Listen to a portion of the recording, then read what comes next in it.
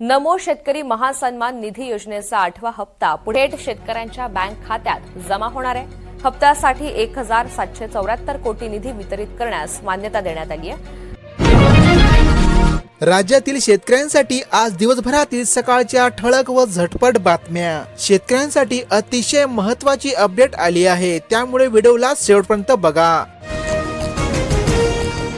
नमो शेतकरी महासन्मान निधी योजनेचा 8वा हप्ता आता शेतकऱ्यांच्या खात्यामध्ये या दिवशी होणार जमा। होय मित्रांनो, यासाठी शासनामार्फत 1774 कोटी रुपये मंजूर करण्यात आले असून येणाऱ्या पुढील 2 दिवसांमध्ये शेतकऱ्यांच्या खात्यामध्ये पैसे जमा होणार। राज्यभरात गॅस सिलेंडरवर धाड सत्र। नाशिकमध्ये 447 गॅस सिलेंडर जप्त, तर जालन्यामध्ये 110 सिलेंडरची झाली चोरी। सध्या राज्यामध्ये एलपीजी गॅस सिलेंडरचा तुटवडा जाणवत आहे। रब्बीतील ई पीक पाहणीला 31 मार्चपर्यंत देण्यात आली मुदतवाढ। बावनकुळे यांची माहिती। राज्यात अजूनही 45% शेतकऱ्यांनी रब्बीतील ई पीक पाहणी करणे बाकी आहे। पुनर्गठित शेतकऱ्यांसाठी कर्जमाफी अंधांतरी। कृषी कर्जाचे पुनर्गठन केले आहे, अशा शेतकऱ्यांना कर्जमाफीचा लाभ मिळणार का, असा प्रश्न शेतकऱ्यांनी केला आहे। पीक विमा कंपनीकडून शेतकऱ्यांना तारीख पे तारीख। मागील हंगामामध्ये नैसर्गिक आपत्ती अतिवृष्टीमुळे शेती पिकांचे नुकसान झालेल्या शेतकऱ्यांना अजूनही भरपाई मिळणे बाकी आहे। एसटीच्या स्मार्ट कार्डसाठी प्रवास भाडे सवलत घेणाऱ्यांची गर्दी। एसटी प्रवास सवलत लाभ घेणाऱ्यांना आता स्मार्ट कार्ड काढणे बंधनकारक केले असून हे कार्ड काढण्यासाठी बस स्थानकावर गर्दी होत आहे। जिल्ह्यात सिशियाद्वारे 5,20,000 क्विंटल कापसाची खरेदी। 9 केंद्रातील कापूस उत्पादक शेतकऱ्यांना 411 कोटी रुपयांचे करण्यात आले वाटप। आता सिशियाद्वारे कापसाची खरेदी बंद करण्यात आली आहे। राज्यात वादळी वाऱ्यासह पावसाचा इशारा। कमी दाबाचा पट्टा निर्माण झाल्याने राज्यात पुढील 2 दिवसात अवकाळी पाऊस पडण्याची शक्यता भारतीय हवामान खात्याने वर्तविली आहे। मुख्यमंत्री बळीराजा पानंद रस्ते योजना यशस्वीपणे राबवणाऱ्यांना जाहीर सत्कार करणार। आमदार मुंडे यांची माहिती। शेतकऱ्यांना शेतात जाणे येणे करण्यासाठी पानंद रस्ते खुले करण्यात येत आहे। नमो शेतकरी योजनेसाठी मागासवर्गीयांच्या हक्काच्या निधीवर सरकारची खात्री। नमोच्या हप्त्यासाठी दुसऱ्या विभागातील निधी वगळण्यात येत आहे।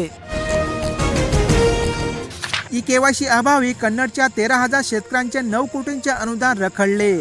ऑक्टोबर मधील अतिवृष्टीची मदत बँकेतच अडकली। तांत्रिक अडचणीमध्ये अडकला बळीराजा।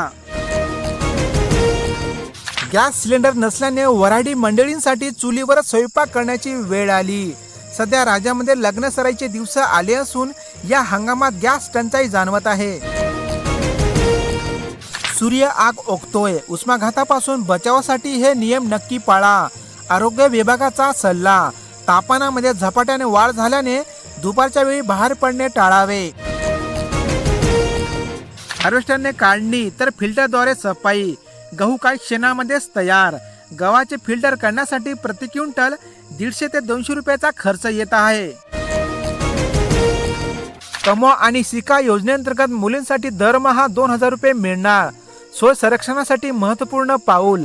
शाळा महाविद्यालयामध्ये मुलींना लाठीकाठीचे प्रशिक्षण देण्यात येत आहे। लिंबाचा भाव वाढला, एका नगासाठी 5 रुपये। उन्हाळा लागताच वाढली मागणी। प्रति किलो 160 रुपये दर। तसेच वाहतूक खर्च वाढल्याने बसला शेतकऱ्यांना फटका। ना दबाव ना कुणाची भीती, ऑनलाईन तक्रार करता येणार।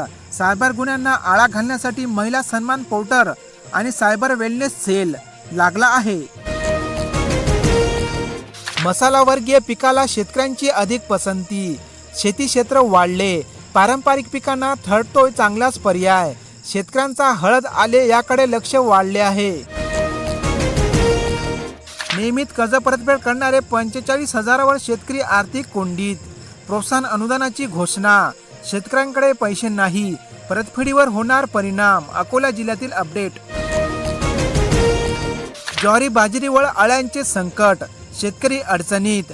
अनेक तालुक्यामध्ये कंसावर प्रादुर्भाव, उत्पादन घटण्याची भीती वाढली। कांदा बियाणांच्या उत्पादनामुळे महू बनलं नवं कृषी हब। मधमाशांच्या संख्या घटल्याने कांदा बियाणे पिकावर होत आहे विपरीत परिणाम. जिल्ह्यातील साखर कारखानदारांकडे शेतकऱ्यांचे 272 कोटी रुपये थकविले. प्रादेशिक संचालनाकडून 30 मार्च पर्यंत अंतिम मुदत. एप्रिलमध्ये RCCची कारवाई. सांगली जिल्ह्यातील अपडेट. स्टोन आई घरात मिळाले रॉकेल तरी भरणार कशात? उत्पादन बंद. रोगापेक्षा इलाजच भयंकर. सध्या गॅस सिलेंडरची टंचाई निर्माण झाल्याने ग्राहक आले अडचणीत. सिलेंडरसाठी वाढू लागल्या नागरिकांच्या रांगा. प्रशासन अजूनही म्हणतोय पुरेसा साठा उपलब्ध. सिलेंडर अभावी 2.5 लाख विद्यार्थ्यांना मध्यान्ह भोजन झाले बंद. धान खरेदी न झाल्याने शेतकरी चिंतेत. शासनाने तातडीने निर्णय घ्यावा. अवकाळी पाऊस आणि गारपिटीचा धोका वाढला असून शेतकऱ्यांमध्ये भीतीचे वातावरण. अनेक जिल्ह्यांमध्ये कापसाच्या दरात थोडीफार घट झाली असून राज्यातील विविध बाजार समितीमधील असणारे कापसाचे आजचे दर तुम्ही या ठिकाणी बघू शकता. राज्यातील अनेक जिल्ह्यांमध्ये कांद्याच्या दरात थोडीफार घसरण झाली असून राज्यातील विविध बाजार समितीमधील असणारे कांद्याचे दर तुम्ही या ठिकाणी बघू शकता. एसटी चालक वाहकांची अल्कोहोल टेस्ट होणार, नंतरच हाती स्टेअरिंग देणार. प्रवासी सुरक्षेला प्राधान्य देणारा निर्णय. मद्यपान केलेले आढळल्यास होणार कठोर कारवाई. राज्यातील अनेक जिल्ह्यांमध्ये सोयाबीनच्या दरात थोडीफार घट झाली आहे. राज्यातील विविध बाजार समितीमधील असणाऱ्या सोयाबीनचे आजचे दर तुम्ही या ठिकाणी बघू शकता. हळद काढणीला मजूर मिळेना, शेतकरी चिंतेत. सध्या राज्यामध्ये हळद, हरभरा व गहू काढण्याचे काम सुरू झाले आहे, परंतु मजूर मिळणे कठीण. नापेडच्या सोयाबीन खरेदीचे चुकारे 2 महिन्यापासून रखडले. लवकरात लवकर सोयाबीनचे चुकारे देण्याची शेतकऱ्यांनी केली मागणी. अपडेट आहे यवतमाळ जिल्ह्यातील. कर्जमाफीसह योजनांचा दिलासा, तरीही का सुटेना सावकारी पास. जिल्ह्यामध्ये 431 परवाना धारक सावकार. गल्लीबोळामध्ये अवैध सावकारांची संख्या वाढली. अवकाळीचा येलो अलर्ट. उन्हातही शेतीकामांना आला वेग, कारण शेतकऱ्यांना देण्यात आला सतर्कतेचा इशारा.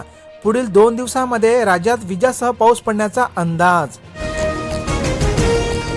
खाद्यतेल महागले, मात्र सोन्या चांदीचे दर घसरले.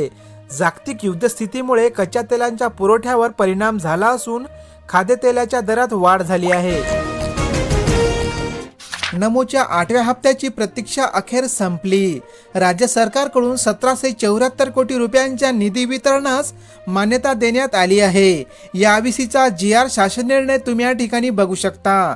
त्यानुसार पुढील 2 ते 3 दिवसामध्ये नमो योजनेचे पैसे राज्यातील सर्व पात्र शेतकऱ्यांच्या खात्यामध्ये जमा करण्यात येणार आहे.